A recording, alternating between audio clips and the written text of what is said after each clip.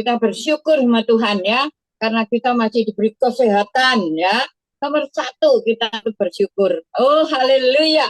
Oma tiap pagi ya, kalau umur sudah mulai 74 ini, kalau pagi dibilang tangan ini ya begini aja. Oh terima kasih Tuhan, syukur haleluya.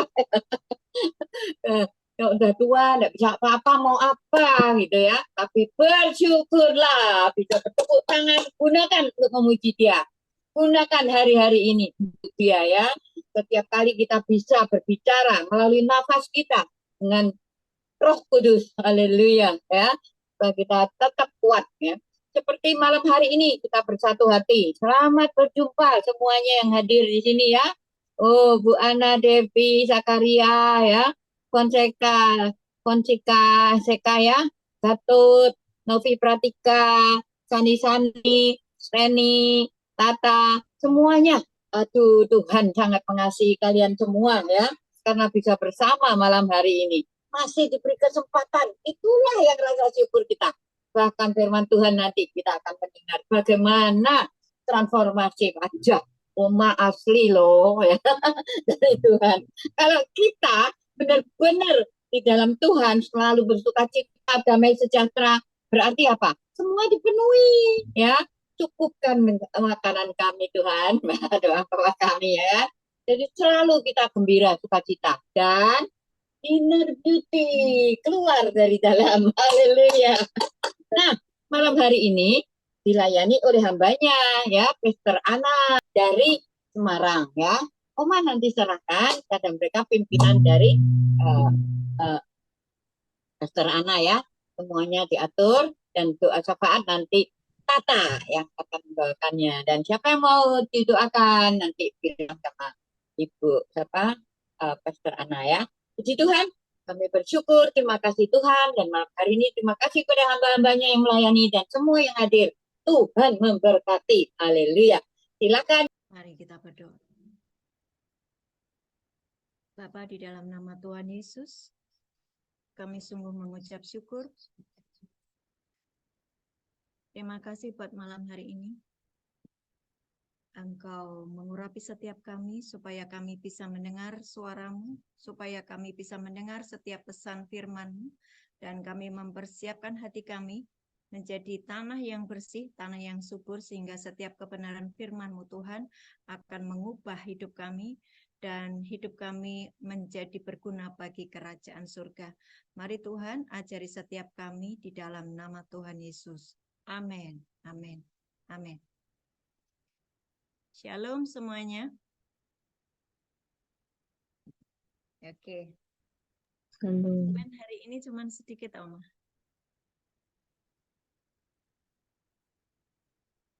Oke ya. Langsung kita akan belajar hari ini tentang transformasi wajah ya.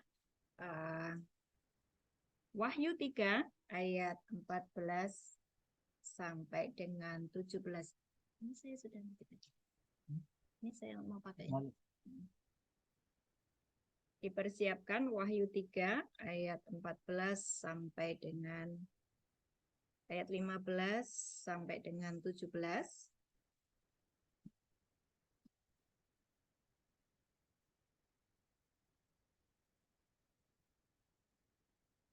Wahyu 3.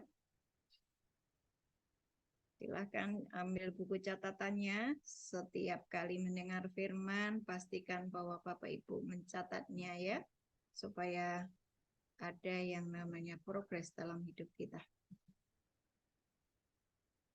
Ini jemaat di Laodikia ya. Dan tuliskanlah kepada malaikat jemaat di Laodikia, inilah firman dari Amin, saksi yang setia dan benar, permulaan dari ciptaan Allah. Aku tahu segala pekerjaanmu, engkau tidak dingin dan tidak panas. Alangkah baiknya jika engkau dingin atau panas. Jadi karena engkau suam-suam kuku dan tidak dingin dan tidak atau panas, aku akan memuntahkan engkau dari mulutku. Saya ulang di ayat 16.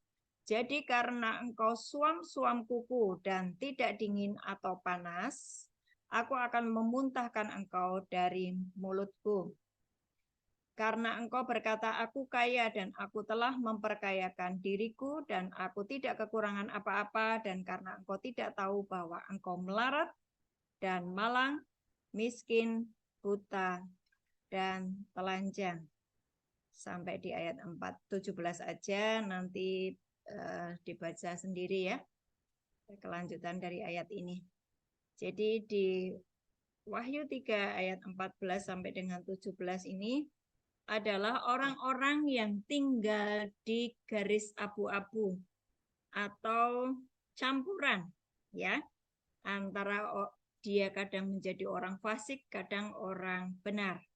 Di dalam dirinya ada dua benih yang tumbuh ya. Di dalam dirinya ada dua benih, benih yang baik dan benih yang jahat. Itu bisa kita lihat di Matius 13 ayat 24 sampai 30. Perhatikan bahwa ada begitu banyak anak-anak Tuhan itu tidak sadar bahwa di dalam dirinya itu ada dua benih ini. Itu yang mengakibatkan mereka tidak mengalami yang namanya surga terbuka atas kehidupan mereka. Ya, nah, saya mau bahwa semua yang mengikuti Zoom hari ini sungguh-sungguh kita perhatikan benih apa yang ada di dalam diri kita. Matius 13 ayat 24 sampai 30 itu tentang perumpamaan lalang di antara gandum. Ya. Pada waktu orang tidur, datang musuh menaburkan benih lalang di antara gandum. Gandum itu tumbuh dan lalang juga tumbuh. Nah, datanglah hamba-hamba Tuhan ladang itu dan berkata, Tuhan, bukankah benih baik yang Tuhan taburkan di ladang Tuhan? Dari manakah lalang itu? Jawab Tuhan, itu seorang musuh yang melakukannya. Lalu berkatalah hamba-hamba itu kepadanya, jadi maukah Tuhan supaya kami cabut lalang itu? Tetapi ia berkata, jangan, sebab mungkin gandum itu ikut tercabut pada waktu kamu mencabut lalang itu. Ini bicara tentang di dalam gereja atau di dalam persekutuan, ya, ada orang-orang yang bisa menangkap firman Tuhan dengan baik, dan dia kemudian merenungkan, dia mengerjakannya, dan dia menjadi pelaku firman, maka di dalam dirinya ada benih baik itu bertumbuh dan menghasilkan buah-buah, ya. Tetapi di dalam satu gereja ada juga orang yang dengar firman yang sama, tetapi tidak ada pertumbuhan dari firman yang dia terima. Karena apa?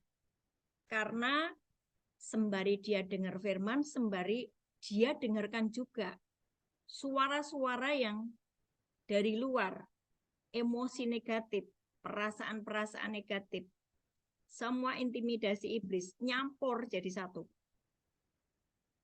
Nah, saya mau semua Bapak Ibu yang mengikuti Zoom ini maupun yang ikut rekaman, rajin-rajinlah engkau mencabut setiap benih jahat atau benih yang tidak baik yang sengaja ditaburkan oleh iblis di saat engkau lengah, di saat engkau mengalami masalah, di saat engkau mengalami tekanan. Ada berbagai macam intimidasi iblis dan pekerjaan dari kuasa kegelapan yang membuat engkau menjadi memiliki emosi negatif.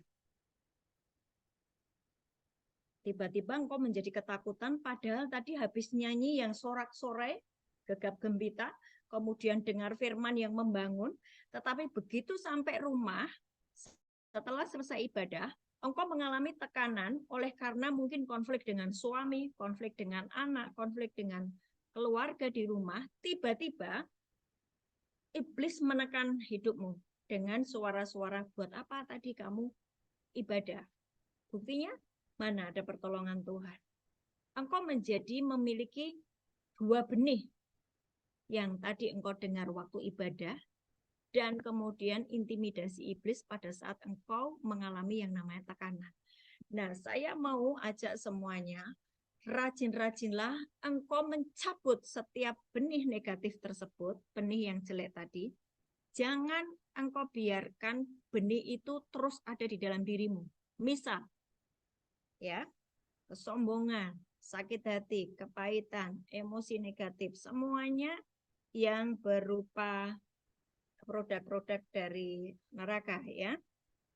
Nah, contoh lagi nih ya, yang saya maksud ini, dan ini banyak sekali terjadi pada anak-anak Tuhan, itulah kenapa mereka tidak bertumbuh.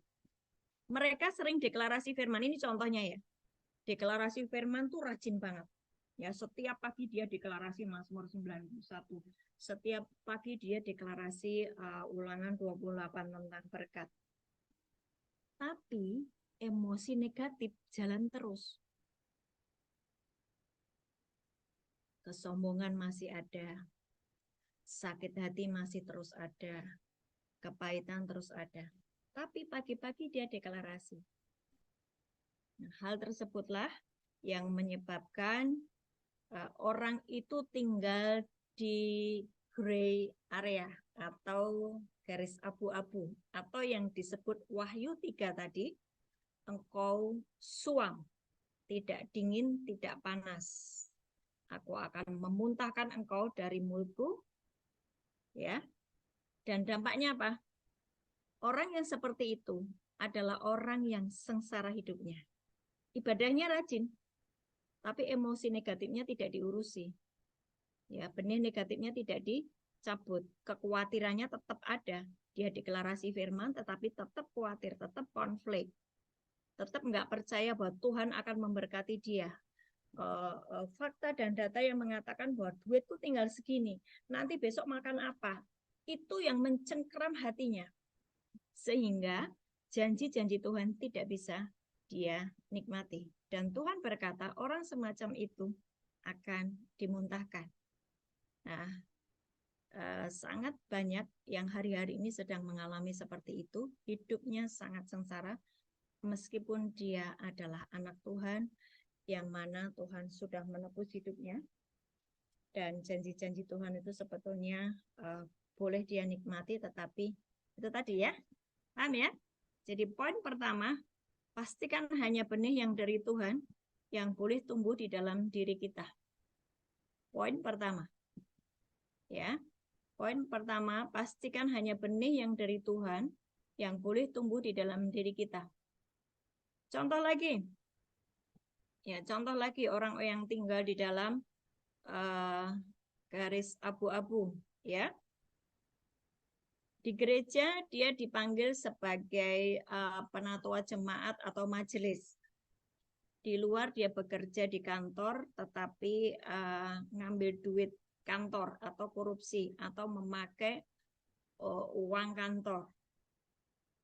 Tapi dia menjadi majelis di gereja. Hal tersebut juga sama, membuat orang itu akan menderita. Karena uang yang dia dapatkan dari dia mengambil di kantor itu akan membuat tubuhnya menjadi sakit. Dan berbagai macam persoalan yang seharusnya tidak menimpa dia. Dan Tuhan sudah berbicara jelas ya di Wahyu 3 tadi, kalau engkau suam, aku akan memuntahkanmu. Artinya bahwa tidak terhubung dengan kerajaan surga. Dan Tuhan berkata, engkau ini melarat, engkau ini malang, miskin, buta, telanjang. Tuhan, bukankah aku sudah melayani engkau sebagai majelis, sebagai WL, sebagai pengkhotbah? Tapi Tuhan berkata, kamu melarat, malang, miskin, buta, telanjang. Sebab apa? Tinggal di garis abu-abu atau suam. Dua benih sama-sama dibiarkan tumbuh. Yang dari Tuhan dan yang dari iblis tidak rajin untuk dicabut. Poin kedua, hari ini tentang apa yang kita bicarakan hari ini ada dua bagian, nanti kita akan sambung lagi di Zoom berikutnya ya. Poin pertama tadi sudah jelas ya, bahwa engkau harus mencabut setiap benih yang tidak baik, engkau cabut ya, supaya hanya benih yang dari Tuhan, yaitu benih itu apa sih Bu? Benih itu setiap firman Tuhan yang engkau dengar, yang engkau perkatakan, yang engkau dapat waktu engkau membaca firman Tuhan. Kemudian waktu engkau tiba-tiba diingatkan oleh Tuhan dengan sesuatu firman, itu benih. Ya, semua yang Tuhan katakan itu benih firman ya. Nah, yang kedua yuk kita lanjut. Yesus lahir di kandang domba. Dia Tuhan mengubah dirinya menjadi manusia supaya kita manusia yang berdosa ini diubah memiliki kodrat ilahi, memiliki sifat ilahi. Jadi ada pertukaran, ya. Yesus yang Tuhan mengubah dirinya menjadi manusia supaya saya dan Bapak Ibu semuanya manusia ini yang manusia berdosa dinaikkan memiliki kodrat ilahi menjadi manusia ilahi.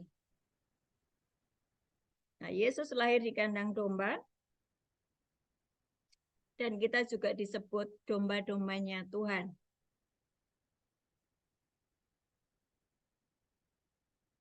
Oke ya.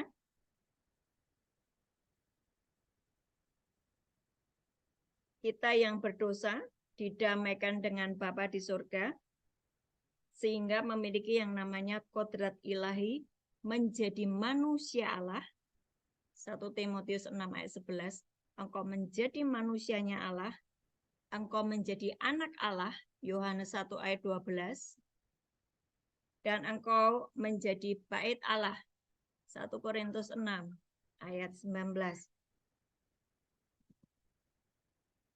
Nah, tapi ada begitu banyak domba-dombanya Tuhan tidak mengalami yang namanya transformasi memiliki kodrat ilahi tadi. Mereka tetap menjadi manusia yang duniawi. Ya, nggak ada unsur ilahinya hilang.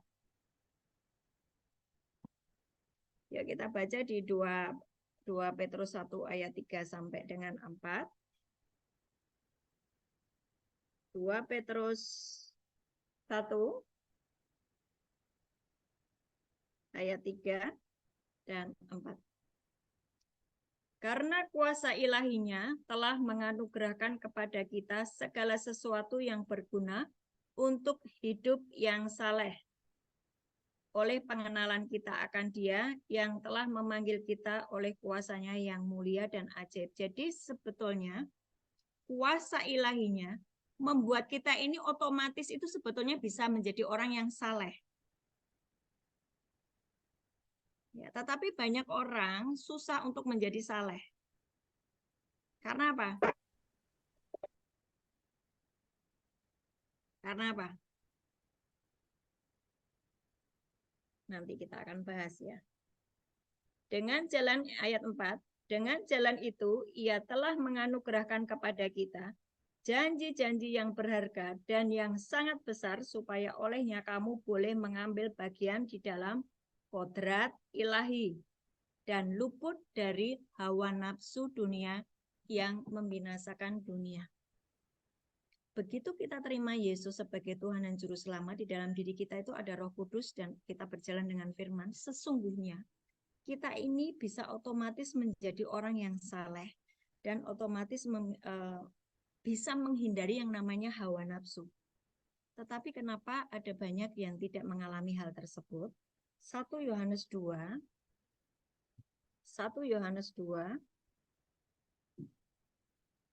ayat 15 sampai 17.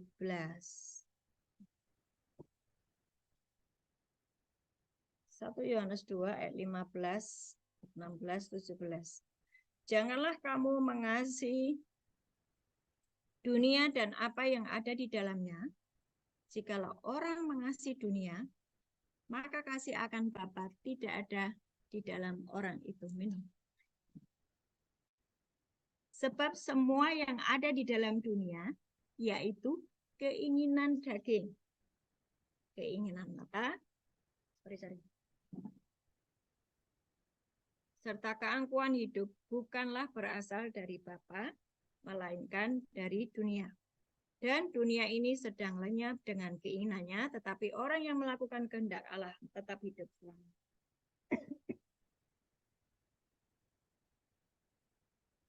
Perhatikan ya. Sebagai domba, seharusnya kita ini hidup seperti Yesus yang menyerahkan diri sebagai domba sembelihan. Maksudnya bagaimana, Bu? Kok saya harus menyerahkan diri sebagai domba sembelihan?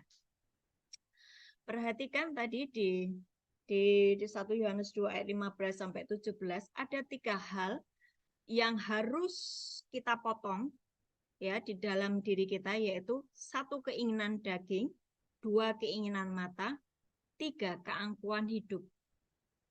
3 hal ini harus benar-benar kita beresi. Sebab semua yang ada di dalam dunia, keinginan daging, keinginan mata, serta keangkuhan hidup bukanlah berasal dari Bapa, melainkan dari dunia. Apa itu keinginan daging? Keinginan daging apa? Dosa percabulan, kotor secara moral, hawa nafsu yang memalukan, penyembahan berhala, sihir, kebencian, iri hati, marah, egois, menghasut orang sehingga orang saling ribut, memecah belah, cemburu, mabuk, pesta pora, itu disebut keinginan daging. Ya. Kemudian yang kedua apa? Keinginan mata. Apa itu keinginan mata? Caramu memandang sesamamu, cara pandangmu. Ya. Itu sebetulnya keinginan mata itu juga di belakangnya dia itu adalah roh mamon ya. Keinginan mata. Mata itu pelita tubuh. Matius 6, dicatat saja Matius 6 ayat 22 sampai dengan 24. Mata itu pelita tubuh. Ya. Jika matanya baik, penglihatannya baik, maka teranglah seluruh tubuhnya. Jika matanya jahat, gelaplah seluruh tubuhnya. Jadi jika terang yang ada padamu gelap, betapa gelapnya kegelapan itu. Nah, di ayat selanjutnya, engkau tidak bisa mengabdi kepada 2 tuan, Tuhan dan Mamon. Kenapa ya kok Mamon ini rupanya berhubungan dengan keinginan mata? Tetapi kalau di versi mudah dibaca, itu juga bicara tentang caramu memandang oranglah yang menunjukkan siapa kamu. Coba diperhatikan di versi mudah dibaca, di ayat 22 itu berkata seperti itu. Caramu memandang oranglah yang menunjukkan siapa kamu. Jika kamu memandang orang dan kamu mau menolongnya, kamu akan penuh dengan terang. Jika kamu memandang orang dengan maksud pribadi, kamu akan penuh dengan kegelapan. Dan jika pelita yang ada padamu sungguh-sungguh gelap, kamu mempunyai kegelapan yang luar biasa. Dan selanjutnya adalah, ayat berikutnya adalah, kamu tidak bisa punya 2 tuan, Tuhan dan Mamon. Jadi keinginan mata itu di backup sama roh Mamon. Ya. Yang ketiga, keangkuhan hidup. Keangkuhan hidup. Keangkuhan hidup itu, angkuh itu sombong, congkak, pongah, menghargai diri sendiri secara berlebihan. Ya. Menghargai diri sendiri secara berlebihan, memandang orang lain rendah dari dirinya sendiri. Ayat-ayat tentang kesombongan itu banyak, itu Amsal 8 ayat 13, Amsal 6 ayat 16 sampai 17, yaitu tentang perkara yang dibenci Tuhan, mata sombong, ya.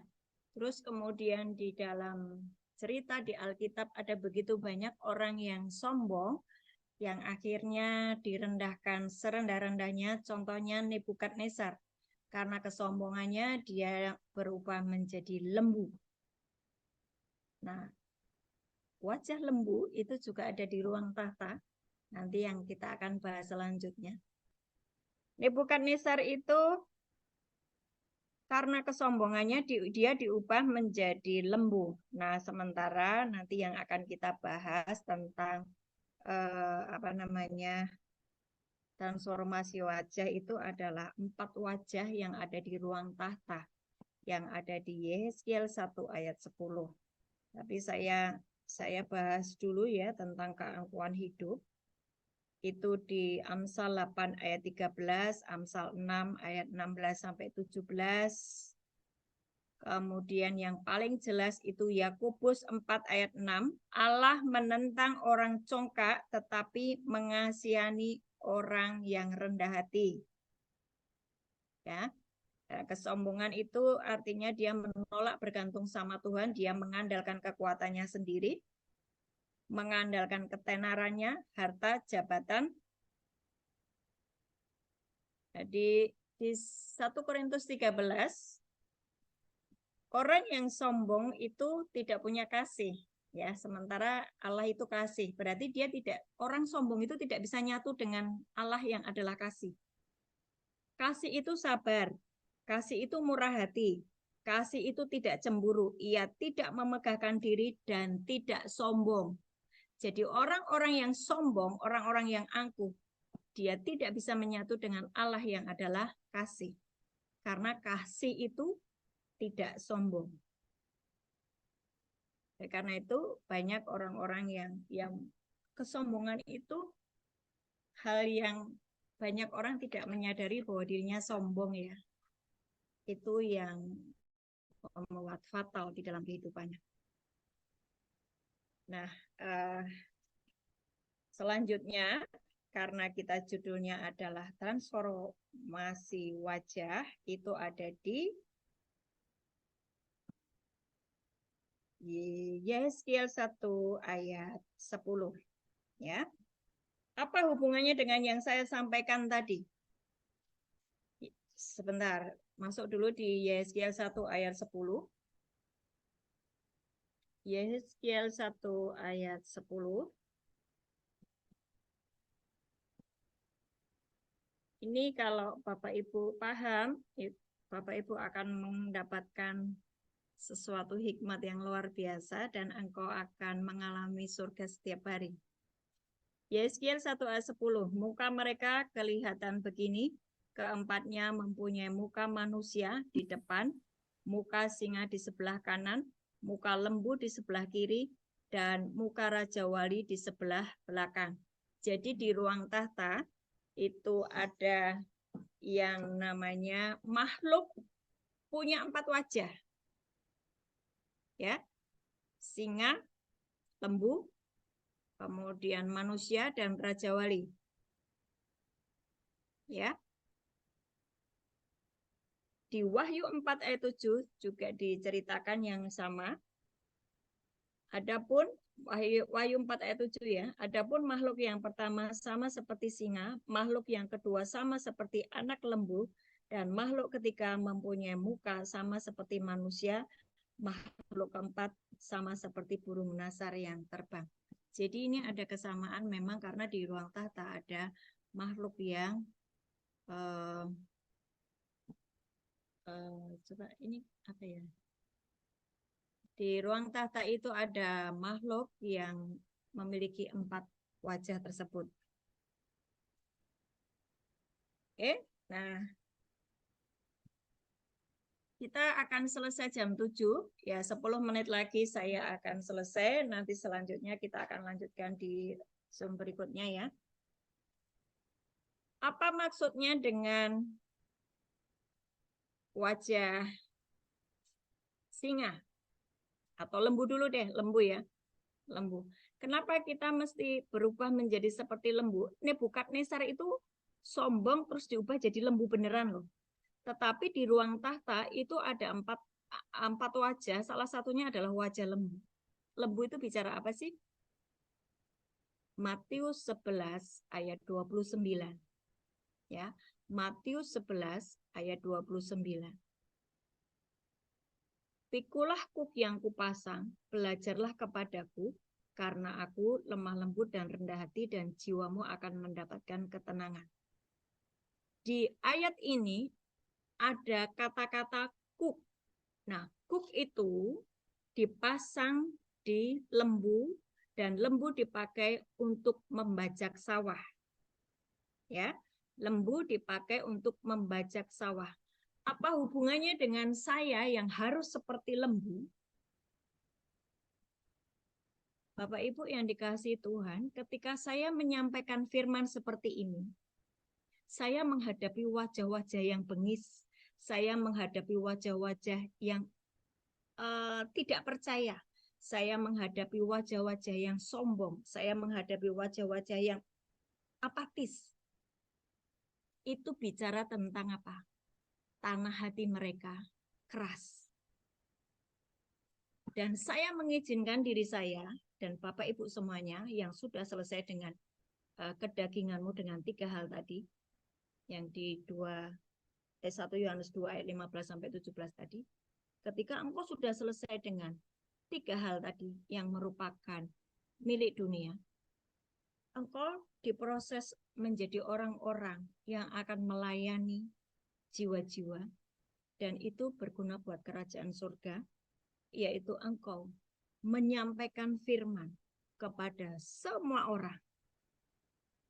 Mau orang itu sombong, mau orang itu apatis, mau orang itu tidak percaya, engkau mesti bertekun menyampaikan firman. Pikulah kuk yang kupasang, belajarlah kepadaku, kuk bicara. Yesus lembu pertama, saya dan Bapak Ibu semuanya lembu kedua. Pada waktu engkau sudah selesai dengan dirimu sendiri, dengan 3 hal yang mengikatmu tadi, keinginan mata, keangkuhan hidup. Yang 3 hal tadi ya, keinginan daging, keinginan mata, keangkuhan hidup. Engkau sudah selesai. Engkau sudah menjadi domba sembelihan. Engkau sudah menjadi seperti Yesus yang mempersembahkan tubuh, jiwa, dan rohmu sebagai persembahan yang hidup, kudus, dan berkenan. Maka engkau akan jalan dengan Tuhan, nyatu dengan Tuhan. Dan engkau akan mengerjakan pekerjaan-pekerjaan kerajaan surga, menyampaikan kebenaran firman, menabur benih firman, membajak hati, tanah hati orang-orang yang keras, yang diajak ngomong seperti tembok yang menolakmu, tetap engkau harus sampaikan kebenaran firman Tuhan. Domba yang sudah selesai dengan dirinya sendiri, ya kita semuanya ini adalah domba-dombanya Tuhan. Engkau sudah selesai dengan dirimu sendiri, menjadi domba sembelihan. Domba bukan binatang yang diberi beban. Domba itu kerjanya cuma makan, minum, gulung-gulung di rumput hijau, bersenang-senang, dan dia harus mendengarkan gembalanya. Setelah dia selesai, gemuk dipotong untuk pemilik, untuk keuntungan pemilik dombanya. Toh? Demikian juga kita. Dagingmu dipotong untuk keuntungan siapa? Kerajaan surga. Engkau selesai dengan kedaginganmu dan engkau hidup di dalam roh, menyatu dengan Bapa, Putra, dan Roh Kudus, mengerjakan pekerjaan-pekerjaan kerajaan surga. Yaitu apa? Menyampaikan firman Tuhan. Kepada siapa? Suamimu yang masih keras hati, istrimu yang masih punya kebenaran diri sendiri, anak-anak yang memberontak. Kemudian keluar siapapun yang bisa kita sampaikan firman Tuhan. Kita harus sampaikan firman Tuhan. Poin ini dulu yang bisa saya sampaikan. Saya akan mengulang dari awal tadi. Judul kita hari ini adalah transformasi wajah. Yesus itu Tuhan. Dia mengubah dirinya menjadi manusia supaya kita manusia ini memiliki kodrat ilahi. Karena apa? Sudah jatuh di dalam dosa tadi, dikembalikan posisimu menjadi anak Allah, memiliki kodrat ilahi. Dan sesungguhnya anak-anak Tuhan itu mereka disebut sebagai anak Allah, manusia Allah. 1 Timotius 6 ayat 11. Hai engkau manusia Allah. Apa keuntungannya kita memiliki kodrat ilahi dan dia dipanggil sebagai anak Allah, manusia Allah? Antara surga dan bumi itu nyatu. Antara Tuhan dengan engkau itu nyatu. Artinya engkau kalau sudah paham hal demikian, hidupmu tidak perlu bergumul. Sebab sudah nyatu. Kenapa ada banyak orang tidak memiliki kodrat ilahi tersebut? Kenapa banyak orang tidak bisa hidup saleh? Karena 3 hal tadi masih ada di dalam dirinya. Keinginan daging, keinginan mata, keangkuhan hidup. Itu benih bukan dari surga. Itu benih dari dunia. Nah, kalau engkau terus biarkan itu dan engkau tidak rajin mencabutnya setiap hari, tidak rajin memotong, tidak rajin menyelesaikan kedaginganmu, memotong keinginan matamu, keangkuhan hidupmu, menjadi orang-orang yang suam, meskipun engkau deklarasi firman, ya, ibadah, pelayanan, tapi engkau menjadi orang yang suam, seperti yang tadi di Wahyu 3 ayat 14 sampai 17 dan dimuntahkan. Hari-hari ini kita butuh firman yang tajam ya Bapak Ibu.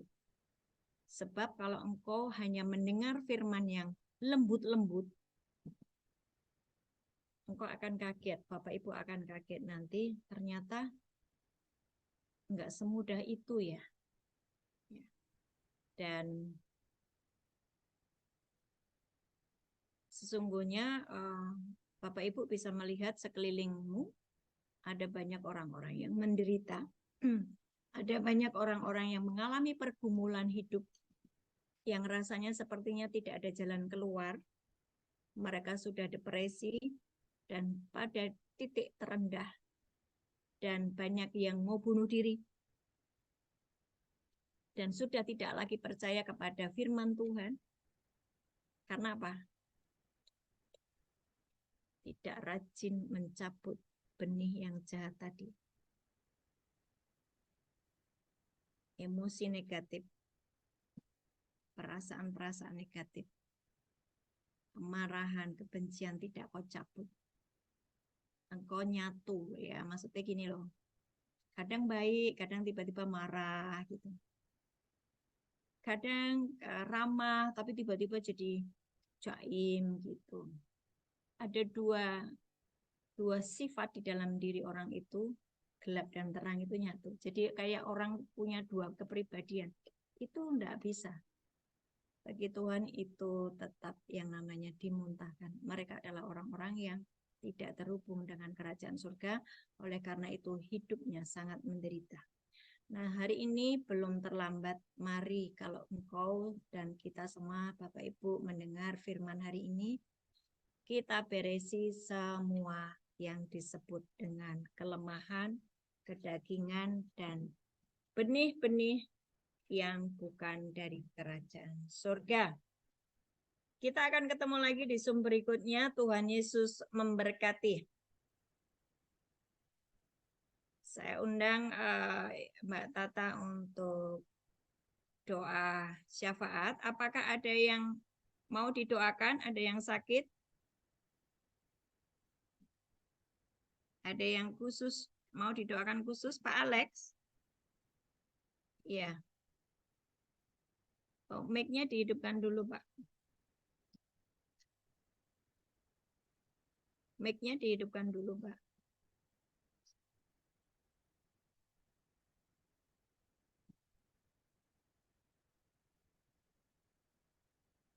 Belum bisa ya? Oke, Pak Alex yang kena stroke ya? Kena stroke ya? Enggak salah. Oke, silakan Tata. Cek, kedengaran suara saya? Ada lagi Bapak Ibu yang mau didoakan? Pak Alex Yunus. Ada lagi? Sudah ya. Oh iya. Baik Pak Alex. Saya catat. Kita mulai ya Bapak Ibu. Mari kita berdoa. Bapak, kami mengucap syukur Tuhan. Terima kasih Tuhan untuk setiap kebenaran firman-Mu Tuhan yang kami terima hari ini. Untuk kami tidak suam Tuhan. Dan kami cabut setiap benih-benih yang bukan dari Tuhan. Benih-benih yang bukan dari kerajaan surga. Yaitu benih-benih kedagingan, keangkuhan hidup, benih-benih keinginan mata Tuhan. Kami cabut, kami lepas di dalam nama Tuhan Yesus. Tuhan, buat kami terus semakin segambar dan serupa dengan Engkau Tuhan. Dan kami terus semakin mengerti hati-Mu Tuhan. Dan kami terus melakukan setiap kehendak-Mu Tuhan. Tuhan, kami juga bawa untuk Bapak Alex Yunus Tuhan. Di dalam nama Tuhan Yesus, dan kami cabut setiap roh sakit penyakit di dalam nama Tuhan Yesus. Kami cabut semua kepahitan di dalam nama Tuhan Yesus, kekecewaan di dalam nama Tuhan Yesus, dan semua ikatan-ikatan yang bukan dari Tuhan, dari ujung rambut sampai ujung kaki dilepaskan di dalam nama Tuhan Yesus. Dan semua organ tubuh digantikan dari gudang persediaan surga. Di dalam nama Tuhan Yesus, aku berkata untuk jantungnya, diberikan jantung yang baru, ginjal yang baru, hati yang baru. Di dalam nama Tuhan Yesus, dipasangkan, digantikan dari organ tubuh, dari persediaan gudang surga, dipasangkan dengan baik dan sempurna, dan mengalir kesembuhan dari ujung rambut hingga ujung kaki. Tuhan, disucikan, dikuduskan, ditahirkan di dalam nama Tuhan Yesus. Dan kami juga berdoa untuk semua peserta Zoom Tuhan, semua dalam keadaan sehat, kesehatan ilahi, imunitas ilahi di dalam nama Tuhan Yesus. Buat kami terus dengar-dengaran akan kebenaran firman-Mu Tuhan. Buat kami terus dengar-dengaran akan apa yang Engkau katakan kepada kami Tuhan. Untuk kami terus membawa jiwa-jiwa kepada-Mu Tuhan. Hanya agenda-Mu saja yang terjadi atas kami Tuhan. Tuhan, kami juga bawa untuk negara kami Tuhan. Bangsa kami Tuhan. Kota-kota kami Tuhan. Setiap kami. Dan Roh-Mu yang kudus terus tinggal di kota kami, di bangsa kami Tuhan. Dan kami aktifkan seluruh pelayanan malaikat teritorial kerajaan surga Tuhan, atas bangsa kami, atas kota kami, dan kami ikat, kami patahkan setiap kuda-kuda hitam, kuda-kuda merah di dalam nama Tuhan. Ikat, patahkan, hancuran, buang ke jurang maut, hanya dalam nama Tuhan Yesus. Ada shalom, ada damai sejahtera-Mu tinggal di kota kami, di bangsa kami Tuhan. Dan Engkau sendiri Tuhan yang beracara atas bangsa kami Tuhan. Dan kami bawa untuk pemilu Tuhan, Engkau sendiri Tuhan yang memproteksi kami. Engkau sendiri yang mengendalikan, dan Engkau yang mengutus orang-orang yang dari surga. Orang-orang yang dari Engkau saja Tuhan, yang membawa jiwa-jiwa, yang membawa bangsa kami untuk terus semakin mengerti hati-Mu Tuhan, dan surga yang membackup bangsa kami Tuhan. Tuhan, kami juga bawa untuk presiden kami Tuhan, dan seluruh jajarannya Tuhan. Engkau yang proteksi Tuhan, Engkau yang pegang kendali Tuhan atas pemimpin negara kami Tuhan. Tuhan, kami juga berdoa untuk kondisi ekonomi bangsa kami Tuhan. Engkau yang kendalikan semuanya Tuhan, karena surga membackup bangsa Indonesia Tuhan. Di dalam nama Tuhan Yesus, kami anak-anak-Mu terus Engkau proteksi Tuhan, dan kami hardik semua sakit penyakit yang mulai merebak Tuhan. Di dalam nama Tuhan Yesus kami ikat, kami patahkan, kami hancurkan, dan kami ikat, kami patahkan, dan kami hancurkan setiap roh ketakutan, roh kecemasan di dalam nama Tuhan Yesus. Semua isu-isu politik kami ikat, kami patahkan, kami hancurkan, buang ke jurang maut dalam nama Tuhan Yesus. Mari Tuhan, mari Yesus, mari Roh Kudus, Engkau yang beracara atas bangsa kami, kota kami, negara kami Tuhan. Di dalam nama Tuhan Yesus kami juga berdoa untuk negara-negara yang ada peserta Zoom di tempat ini Tuhan. Satu persatu Tuhan, Kau lihat bangsa mereka Tuhan. Kau proteksi dan kami aktifkan seluruh pelayanan malaikat-malaikat teritorial kerajaan surga atas bangsa-bangsa. Semua peserta Zoom di tempat ini Tuhan. Kami berdoa juga untuk Oma Sinta Tuhan. Buat beliau terus dapat membawa jiwa-jiwa yang berkenan di hadapan-Mu Tuhan. Dan Kau yang terus proteksi Oma Sinta Tuhan, untuk terus menggembalakan mereka Tuhan. Dan Engkau sembunyikan Oma Sinta di balik salib-Mu Tuhan. Di dalam nama Tuhan Yesus, dan Kau yang jamin hidup Oma Sinta Tuhan, karena Kau berfirman sampai memutih rambutnya, Kau terus akan mengiring dan mengandengnya Tuhan. Mari Tuhan, mari Yesus serta Roh Kudus. Kami juga berdoa untuk KKS Tuhan. KKS adalah milik-Mu, KKS adalah milik kesayangan-Mu Tuhan, dan kami terus melakukan agenda-Mu Tuhan. Kami terus mengerjakan agenda Bapa di surga. Di dalam nama Tuhan Yesus, semua yang percaya katakan, amin. Amin, amin, amin. Oke, Bapak Ibu, hari ini Oma Sinta memang tidak bisa mengikuti karena ada acara Natal dan acara kita hari ini sudah selesai. Tuhan Yesus memberkati. Kita ketemu lagi minggu depan. Ya. Kami terima doa Memberkati. berkat. Yuk, angkat tangannya.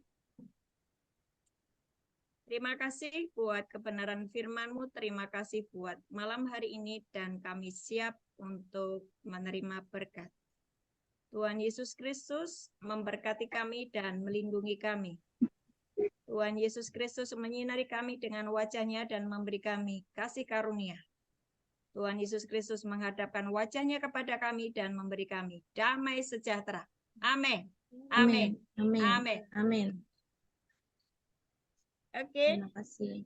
Tuhan memberkati semuanya.